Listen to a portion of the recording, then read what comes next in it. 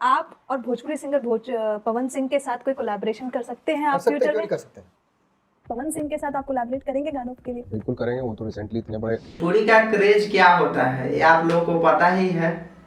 पता नहीं भी है तो इस साल की इस महीने में कोई ऐसा महीना नहीं रहा जो भोजपुरी क्या है वो लेवल लोगों को पता नहीं चला, क्योंकि भोजपुरी में ऐसे ऐसे काम हुए हैं इस साल 2024 या पिछले साल भी, उससे पिछले साल भी 2-3 सालों से भोजपुरी में ऐसा ऐसा काम हो रहा है, ऐसा ऐसा अच्छा प्रोजेक्ट पे काम हो रहा है कि भोजपुरी का चर्चा अब इतना हो चुका है कि बॉलीवुड के मशहूर एक्टर नवाजुद्दीन सिद्दीकी का ये बयान सुनिए कि क्या कहा उन्होंने।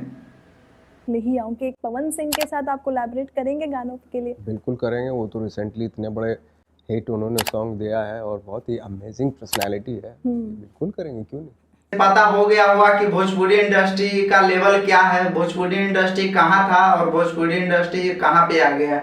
ये सब का पीछे सबसे बड़ा श्रेय जाता है जो एक्टर है भोजपुरी का, बहुत मशहूर एक्टर, पावर स्टार से मशहूर है, पवन सिंह का श्रेय जाता है। और जितने भी भोजपुरी के ऑडियंस है उनका प्यार है कि भोजपुरी का लेवल क्या होता है, भोजपुरी इंडस्ट्री क्या है।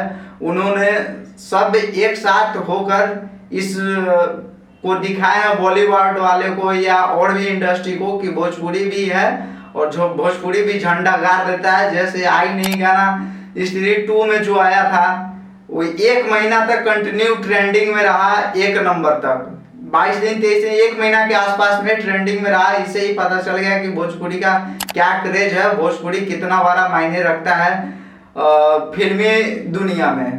तो पावर स्टार का देन है जो आज बादशाह, हनी सिंह, नवाजुद्दीन सिद्दीकी और किन किनों के साथ काम करेंगे वो